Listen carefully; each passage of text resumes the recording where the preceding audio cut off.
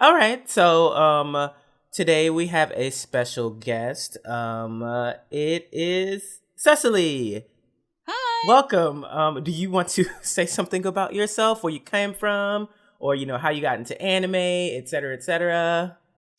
Well, I first started watching anime probably at 12, like most kids, my age, I'm 28 now, was just watching Adult Swim, late at Mm-hmm. night with Inuyasha playing over and over again until 4 a.m.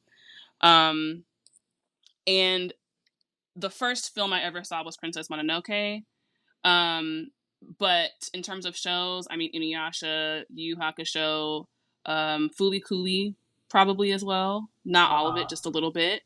And yeah, I mean that's pretty much it. That's all I can think about to say.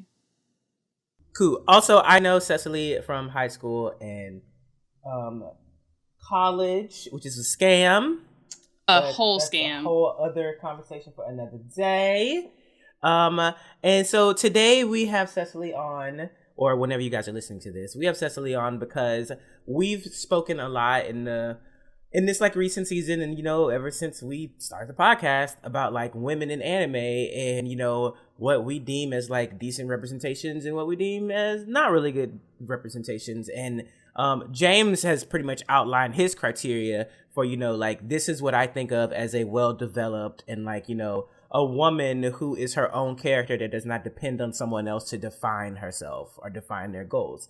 But we've never had a woman's voice because we're two niggas. So that's why we brought Cecily in. So I made a list of like characters or female characters that kind of hit both notes for me. I don't know about you guys, but I have like a little bit of like here and there of like people who I think are like mid, people who I think kind of like hit the ball, and then people who I'm just like, this is exactly what I don't want to see as a female. And we don't have to hit the entire list. We can, riff if something comes up, boom bam. We're gonna transition. We're gonna be all over the place as usual, y'all. So since you're the guest, Cecily, would you like to start the discussion? You want to pick one of your characters first, or you want us to do one? I'll pick one first. Um, Okay. I'll go ahead and pick one first. San and Lady Eboshi from Princess Mononoke. Um, they are just truly excellent to me. I feel like they were really thought out. All their decisions that they made as characters were really intentional, really purposeful and passionate. Mm-hmm. And what I liked is that again they didn't fall into that like weak versus strong or even submissive versus dominant roles. Like they were their own women. Um, and I just feel like I haven't seen that in a lot of the other anime that I've watched. And granted, I'm an anime baby. I know I have a long way to go. I have a lot more to Well, girl, see. you've been watching it for a while. At least you've watched like popular or like iconic stuff, and not just like Dragon Ball True, true, true, true. Z. Well, I think those characters work pretty well as a framework too, because even though the movie titularly is Princess Mononoke, at least in that example, those character or at least the Lady Eboshi character is one that really is more defined by a role or a job that she's playing that she cares deeply about, and then there's that sort of underlying subtext of like community within the movie. Obviously, like the nature versus industrialization stuff, but like the way in which these characters play off of that environment is not mediated by some other character or some other male character. So I think that for me, that's why I gravitate to those sorts of representations, whether or not they're a villain or a hero or somewhere in between. The key is just that they have their own interests and motivations that are driving them forward. Then I am gonna go ahead and say that, and she's probably my favorite out of all of them. And I know this is probably gonna be like cliche as fuck, but Faye Valentine from Cowboy Bebop is kind of like she's that bitch for me. And the reason why I really like that character is because she's basically presented as a completely independent female who basically uses people and uses men and her like feminine wiles to get what she wants. because it's literally like, kill or be killed, Wild Wild West space, et cetera, et cetera. And her motivations throughout the entire story, like the reason why I like that series so much is because almost every single one of them has like a backstory and is like completely fleshed out. In addition to Spike, like Spike is clearly the main character, but Faye is her own person with her own motivations.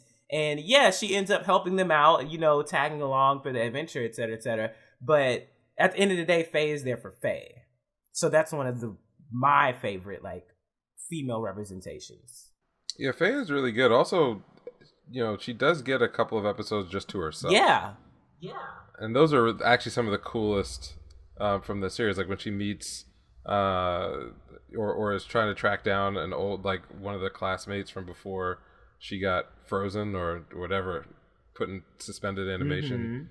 Mm-hmm. And I feel like, Cowboy Bebop as a series is one that when characters have their own time to breathe, you realize, if you never watched it before, that how well defined they are, because you kind of think, well, I could have watched an hour of this person, just out in the world, dealing with a problem or just living, which it's funny because one of my favorite female characters is the Major, but the Major as a character is kind of a blank slate for most of the either movie runtime, if you go back to the original Ghost in the Shell, or even in Standalone Complex, which in some ways deals more with and lets her character speak more about her ideology and her view on life and even her view on her own identity, in this sort of like nearly post-human kind of society where what's on the outside, your outside appearance, doesn't necessarily have to align with how you visualize yourself. And I think that was a point of view that was ahead of its time in the late 80s and early 90s, but I don't necessarily know how well it speaks to the idea of like a female identity, because the Major for the most part never really had a strong female counterpart to bounce off of in either the Standalone Complex films, TV series, or prior to that the movie. She always is sort of dealing with a very male-dominated cast, a very male-dominated world. So you never, or rarely, do you get an opportunity to see what are the unvarnished, I would say, like feminine opinion, even though, again, the Major doesn't necessarily present all the time in that way. So she is a favorite of mine, but I don't necessarily know if it answers that or scratches that itch the way some of the stuff we've seen this season has. I definitely don't. Wow. Go ahead, Cecily. Sorry. No, you're fine. That just reminded me of, it's been a really long time since I saw this film, but Armitage. Oh, Armitage, yes. I saw that film probably way too young, but Yeah. I loved it. Like, I remember being a kid and like wondering when I would get a chance to like hop on HBO and see it again.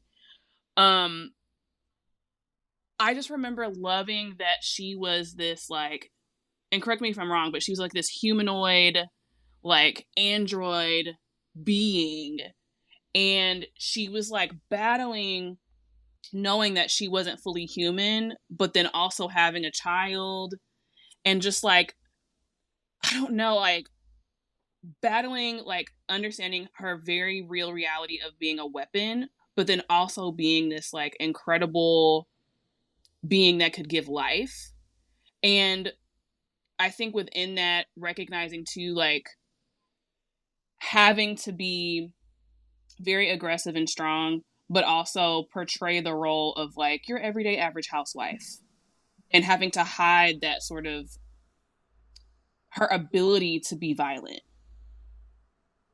Yeah, that is a throwback, but one that I like a lot, actually.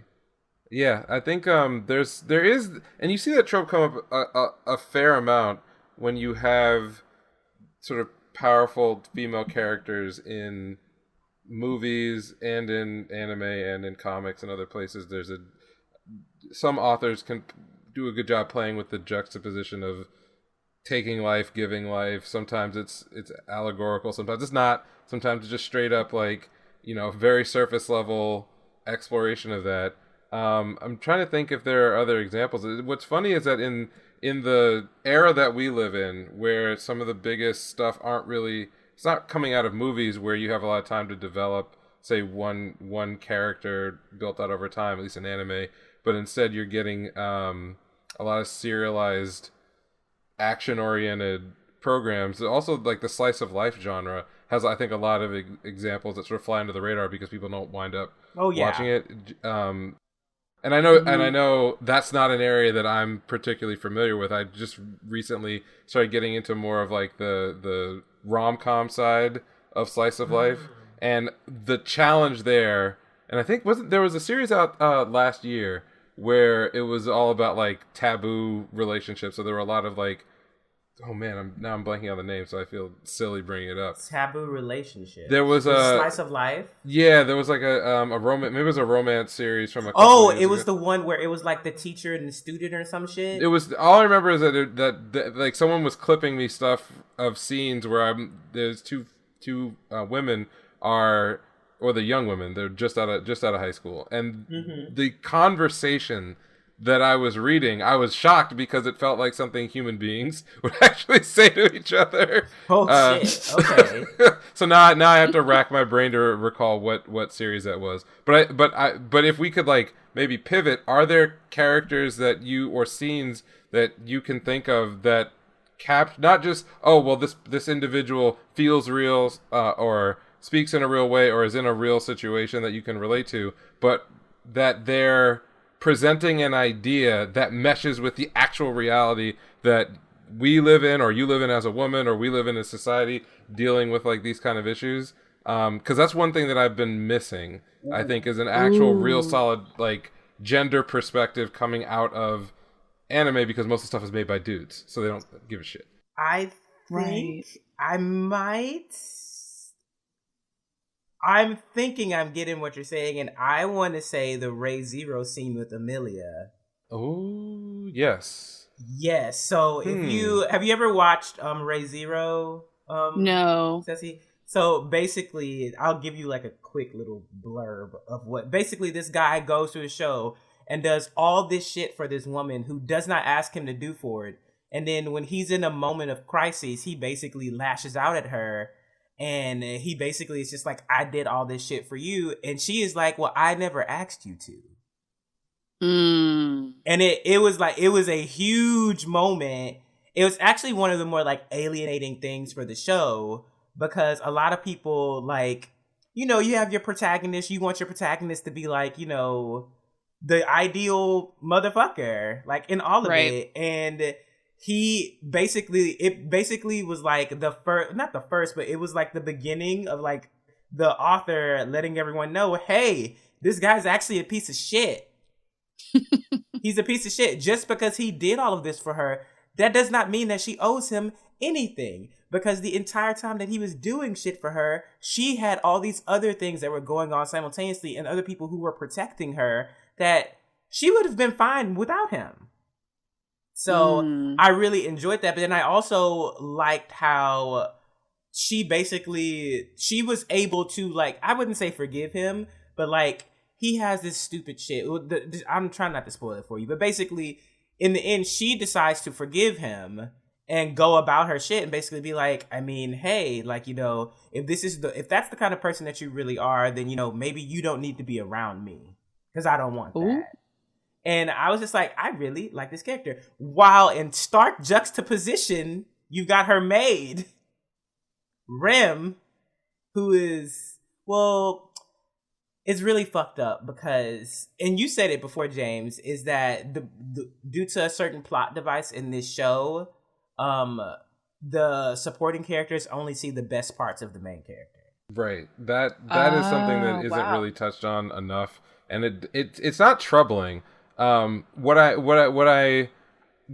worries me is that when the audience gets to watch like in this case it's a male protagonist, but frankly any character go through their arc of change, one of the things in the real world is that when we know someone and someone is not, they're not their best self at whatever time you're meeting them, and then they grow and they learn over time, and you get to be there along for the ride. You can both appreciate more whatever change was made, but then also hold them accountable for the past state that they were in as a way to keep them from going back to that. And it always is worrying to me when you have a show that's structured the way ReZero is structured, where there are obviously a lot of women clustered around this main character. It's not really a harem, so I'm not going to slam it too much for that. But yeah. But you have all these folks who canonically, any time we see them up to the whatever the latest episode, the latest book, the latest whatever, their version of reality is the one in which he has been his perfect self or his perfected self, which is really a tragic thing, especially given what a lot of women have to deal with when it comes to being the emotional support pillar for unformed young men. Let's put it that way. Yeah. Yes. So I worry about that, but I'm not necessarily saying that this show is perpetuating anything more than we normally perpetuate. So I did want to shift a little bit. So one interesting story, and I know you mentioned Armitage, so you're from the same era of anime movies that might get shown on cable. One that I saw a long time ago was a movie called Wings of Honiames.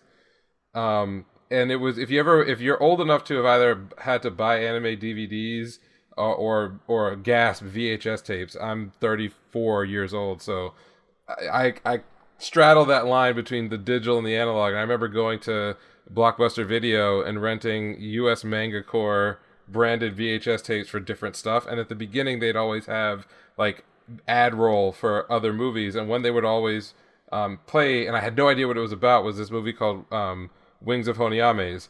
This is so as a short synopsis. It's just a alt history, Earth-like mid 20th century kind of world, and it just focuses on this pilot who wants to be his nation's first astronaut, and it's sort of set against a backdrop of like Cold War style tensions, and it's a really cool movie. A lot of really good animation, pretty decent music, but there's a particular character interaction. There's a woman named Requini in this movie who's a single mother and is a devotee of a very strong, like, sort of Catholic influenced religion. And over the course of the film, the two characters, Ladot, who's the main character, and Requini sort of have a on again, off again relationship. It's non-physical. It's really more, they're driven by the need to be together. But there's a very disturbing scene towards the end of the film that was initially cut out of the Western release, but then was put back in later, where Ladot basically has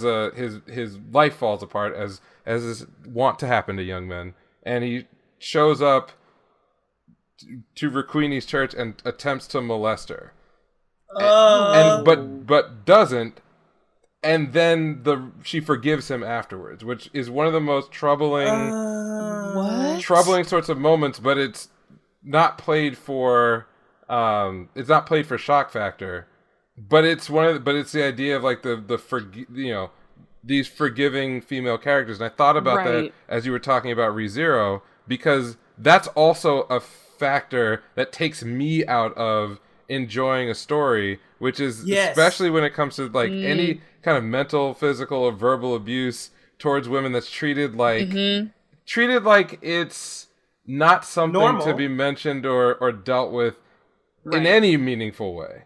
That's just like it takes me right out of it. And I'm not talking about fan service. I'm just talking about like a cultural interaction. I don't know. So I don't know if there are other good examples of that in the more mainstream stuff, but I remember that scene as sticking out to me very strongly as being wrong. But what was more wrong was the character afterwards apologizing to the person who attacked her, which is crazy. Jeez. That immediately makes me think of, sorry Jordan, but JoJo's Bizarre Adventures. Go ahead. Oh, we can get into some JoJo. Let's go. I don't remember which iteration of JoJo this is. I'm pretty sure it's Jotaro. I want to kick his Stardust ass. Crusaders.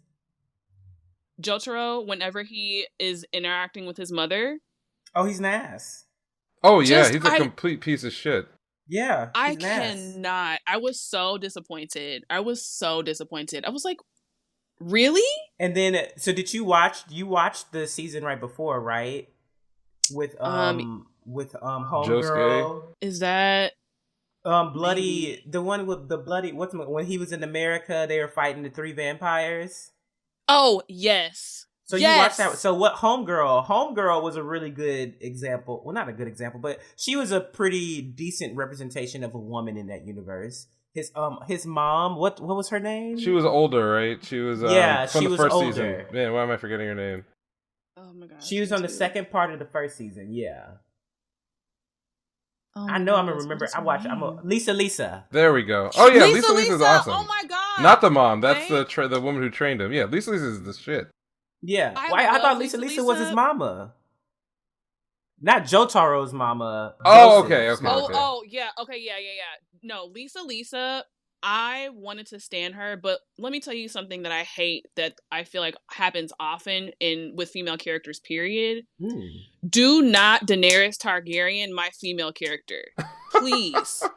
Please don't do that. Lisa was a bad bitch. Wait, we can cuss on here, right? Yeah. Girl, I've been cussing. Okay. Lisa was a bad bitch, and I can't remember the vampire's name, but he turned around and strung her up by her ankles in the end. And I just like, I'm not saying that she should have been the one to defeat him, but I just felt like that whole battle scene, I wanted more. I felt like Lisa could have done more. I feel like she could have given me more, and I don't know why that wasn't included. Why didn't she get the run back? Because a woman didn't write it. True. Yeah, and the reveal of what she was I think wearing that's the biggest too. problem. Yeah. My God, what she had on, I was like, no, like why are we? From what I remember, it was like stockings and heels, but like overalls. Mm-hmm. And I was like, whose ass is she kicking in this outfit? What is happening here? Well, that's a question you could ask almost every JoJo character, pretty much from the middle of season 1 till today. But yeah, I mean I think her overall design was based on Lisa Velez, I think, like the real life singer. Oh. I think so. Or yeah, I think so.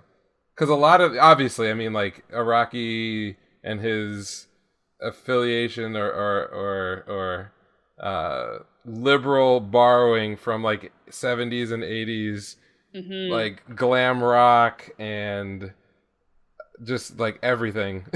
Yeah. Almost everything. Yeah. Which I love. I think it's awesome. But yeah, you know, another character that I was thinking of, which is weird because it's very mainstream, or she's very mainstream, is Nami from One Piece. Oh, shit. So there's a lot of things that I like about her character just on paper without having, you know, without the appeal of either, you know, watching the show or knowing a lot about, you know, feats and other things that people get excited about when it comes to like long-running action manga and anime.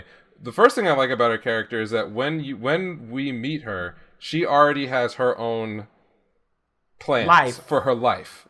Yes. Right? That are interrupted by the primary cast. Which is generally true, I think, actually, of how One Piece is constructed. Is that it's why it's been so popular and why it's lasted, is that all the characters they live in that world and they have their own interests and they don't just exist when they're on screen or in frame or in panel. Yes, but exactly. So she had her own life, one. Two, her primary relationship outside of the principal cast is all female, which is awesome, right? So she has her adopted mother and her adopted sister.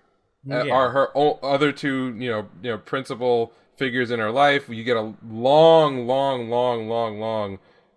time spent with her and those characters basically by themselves. Obviously, it's a action battle anime, so there's mostly peril. But when you dive into her backstory, though it is tragic, it is not one that is either filled with physical or verbal abuse from men. There are a few catalyzing features that are there. Interestingly, you know, all of her initial antagonists aren't even human. So there's some separation there. And then also she loves her town. She loves where she's from and identifies with that and remains identified with that over the course of the entire series.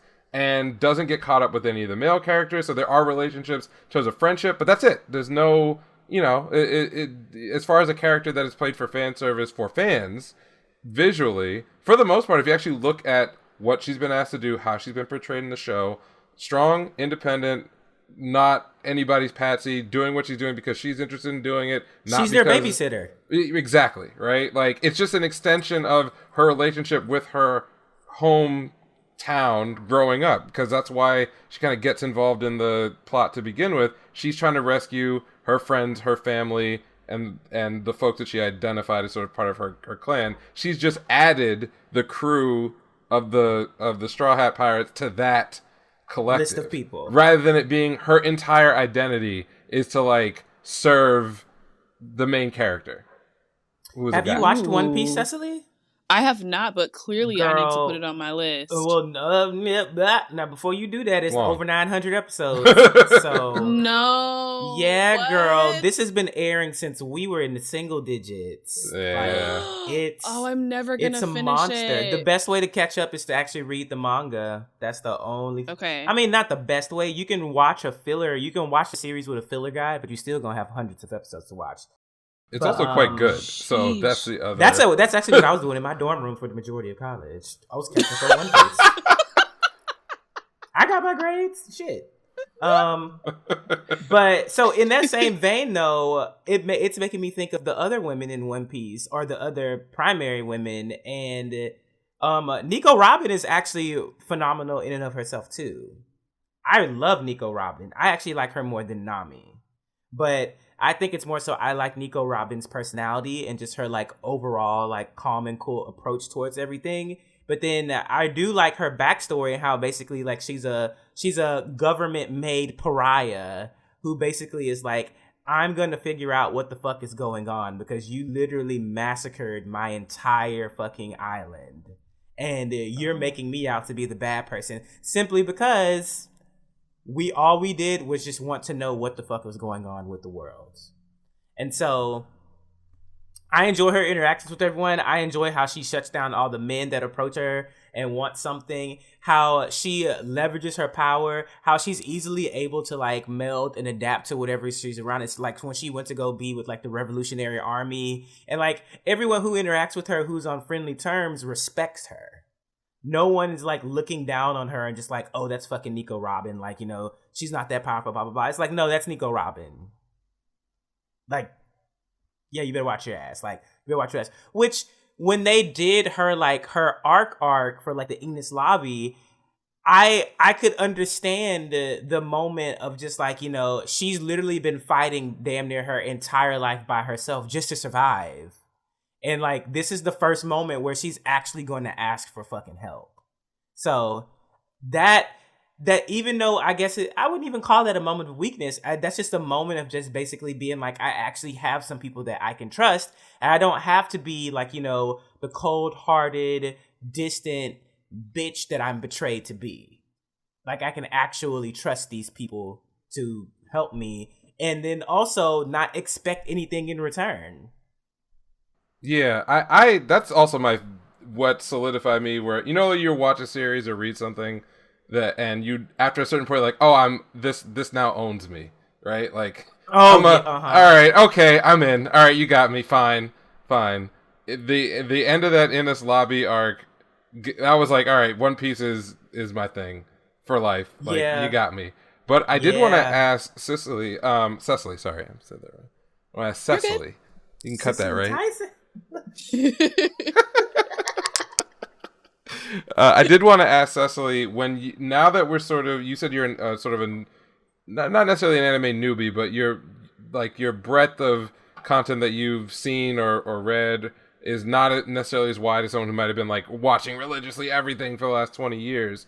When you now see new shows, new movies, potentially manga getting promoted, what for you is something that makes you say, you know what, I really, really want to pick this up? Or maybe more narrowly, if you see a character, especially a female character, what do you look for to get turned on to a show, not necessarily knowing very much about it because you haven't read or watched it yet?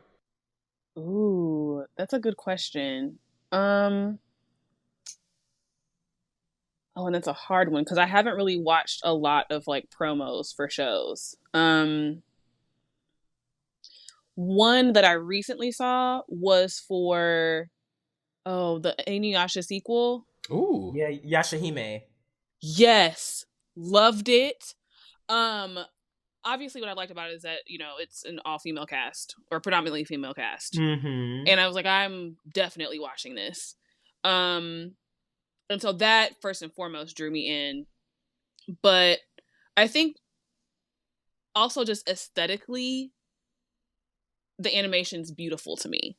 And then also what I know of Inuyasha with like the music in particular, everybody has a theme and I stand that. And so that's what I'm expecting of this new sequel. So that is what drew me in, and like, I have it on my watch list.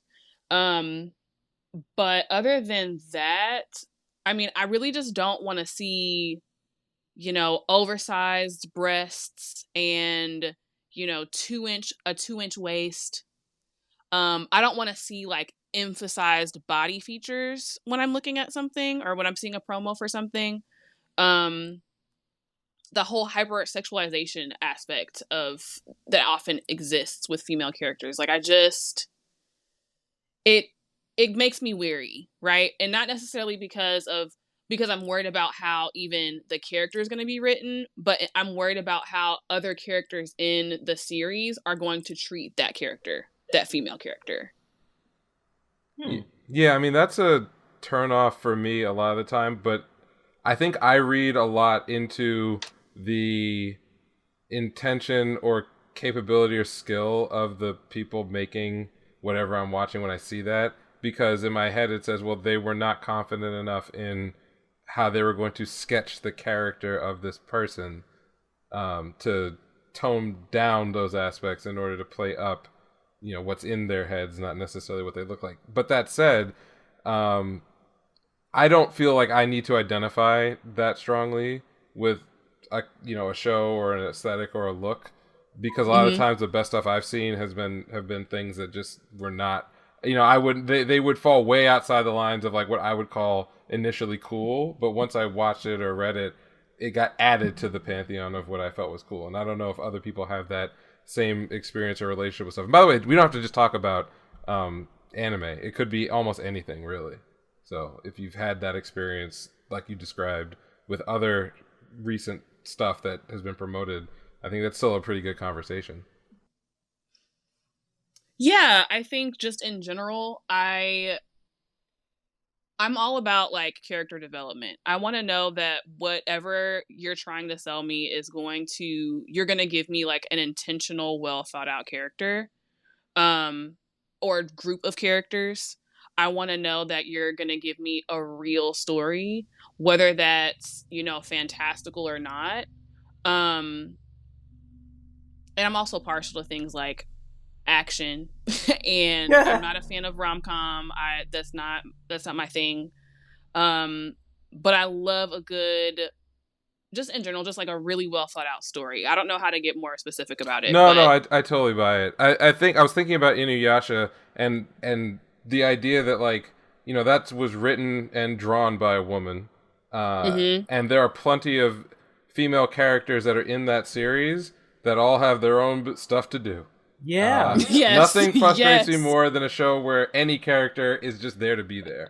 Let alone a interesting looking and potentially interestingly described female character that then only seems to exist when the plot is on them or the camera lens is on them and they disappear, outside the frame. Because the next time you see them, nothing has changed.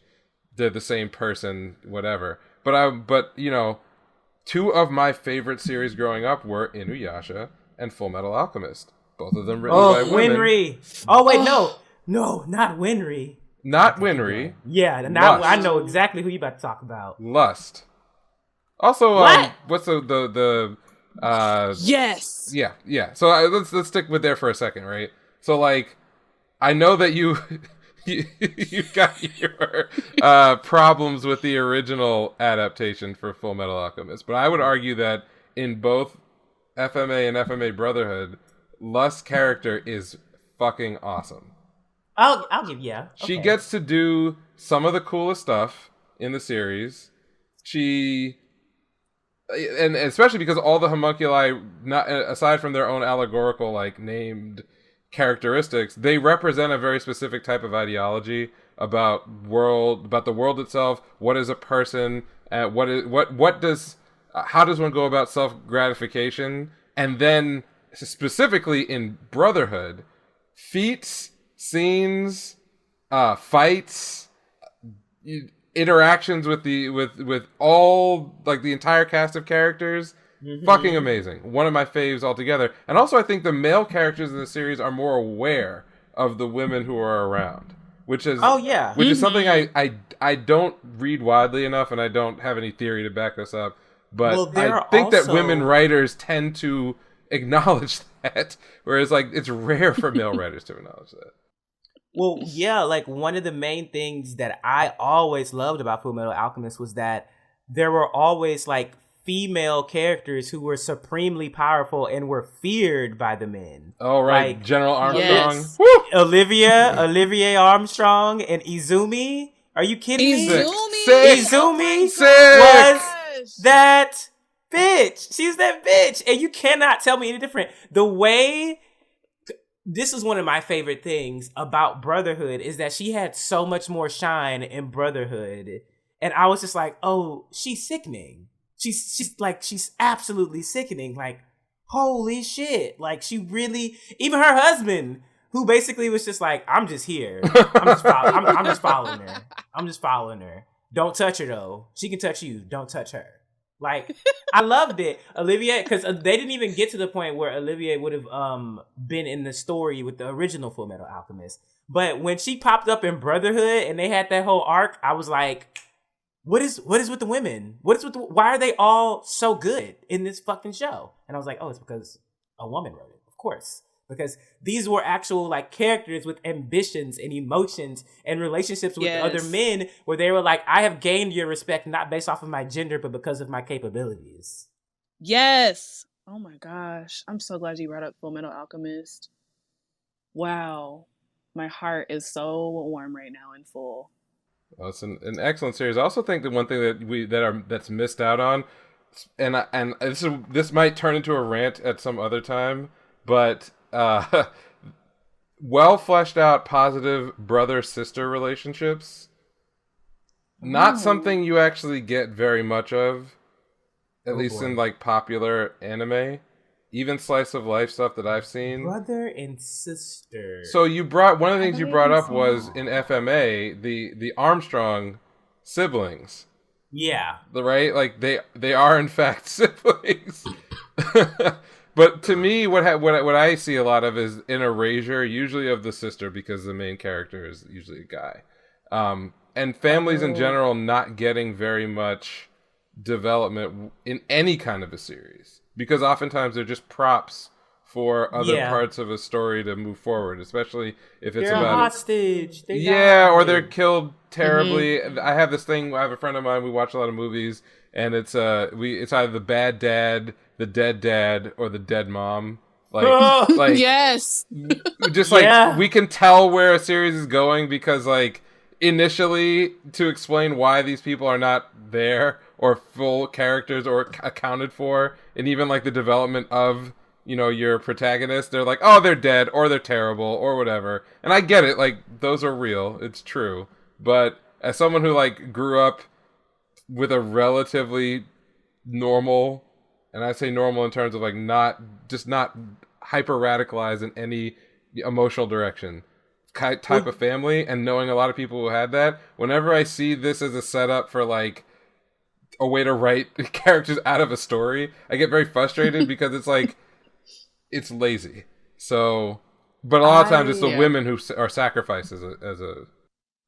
It actually makes me think like immediately of Gaara and Tamari. But I'm always thinking about Tamari because that's the dead mom and the bad dad.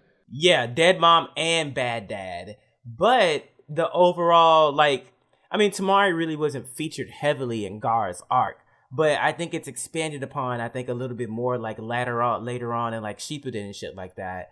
Where and I think I saw some scenes in like fillers or whatever where they had all like grown to respect Gaara as the Hokage, and I'm just like, okay, but I missed a lot. Like, what happened during the 2-year time skip that like he did that made you guys like all of a sudden forgive him for being born and killing your mom simultaneously? Or some Can we like put a flag up for just like healthy family relationships? Like that's actually it's possible for that to happen. You know, like not everything has to be fucked up.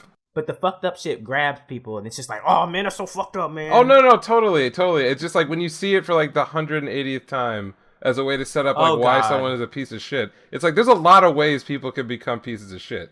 You know, like it doesn't necessarily have to be that your mom is missing. Like maybe spend some more energy developing that. And I wanted to give a shout out, even though it's not anime, to Lovecraft Country, which is currently running as we speak at the end of September. I'm assuming both of y'all are watching that. Oh, I'm all over yes, that. I mean, I'm too bitch to watch it. Watch it. I'm behind, but I read the book. Oh, okay, great. Okay, then you're good. Excellent. Yeah. Oh, yeah. I when I heard that the show was going to be in production, I was like, ooh, okay, well, let me go get this book so I can be prepared. And it's so good. Jordan, you need to hop on the train. You just need to hop on the train. Or but I'm such a bitch. Just start with the book, Jordan. Just start with the book. Okay. Because then at least you'll be prepared somewhat.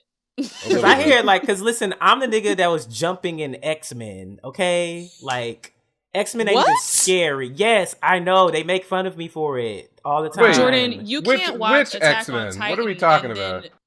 Days of Future Past. There was just like they were just like I'm the nigga in the theater that jumps at the jump scares. Like, I'm jumping at the jump scares, and the only way that I usually get through a horror movie, if someone even manages to drag me, is because of the music. The music always turns to a minor key or shit drops out, and that's when I'm like, it's time for me to cover my face. It's time for me to cover my face. I'm done. And they're like, why are you covering your eyes? And then they all like, oh shit. And I'm like, I told you niggas.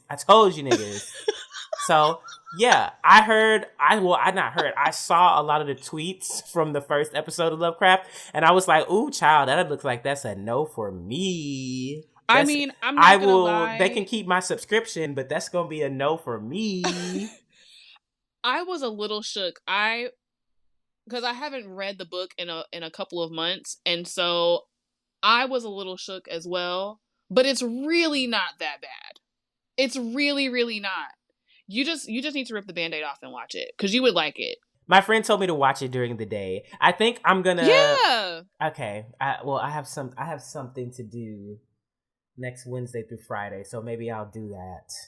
Yeah, don't watch it at night, but during the day should be fine. My wife's comment is always that she loves it, but can only really process one episode at a time, and then needs a day. Oh, really? That's fair. Well, it's That's fair. Just the idea of like all the black pain is tough for her. Whereas like for me, it's about the catharsis, because whenever the white people be fucking up, then they can get the hammer by the end of the episode. I mean, that makes me feel real good. Yes. So, Jordan, yes. you would really like it. I promise. Okay. Well, what are you currently watching, or what's on your list, and what drew you to that list? To those items on the list. So, I'm still trying to finish JoJo. I'm trying to just suck it up. Yeah. It's gonna be a while. If you still working through Stardust Crusaders? I just finished Stardust Crusaders. Oh, okay. I am. Yeah, isn't there? There's another one, right? There's 2 seasons. Oh, there are 2 more. Yeah. So I'm trying to. Diamond is Unbreakable. I'm trying to muster the strength to go ahead and just watch. Well, the characters in Diamond is Unbreakable are very varied. There's a lot to like, and there's a lot of weird shit too. Which is it's basically like JoJo finally hit its fucking stride and knew exactly what the fuck it was gonna be. That's an interesting take, and I don't necessarily disagree, because I feel like what it tries to be is even weirder and weirder, because Araki gets weirder and weirder with it. Like, he's getting in touch with the weirdness inside of him. Yeah. And every season is like dialing it up a notch, and I feel like right around the end of Stardust Crusader is where he just threw the fucking switch away and just like dove headfirst into his own internal LSD trip, and it's great. Oh my god, it's fucking great. And also, did you see the rumors floating around today of Stone Ocean getting adapted? What? Yeah. Oh my god. What a great fucking day then. Yeah. So it dovetails very nicely with this conversation because Stone Ocean is the arc of JoJo with Jolene Joestar, which is the daughter of Jotaro.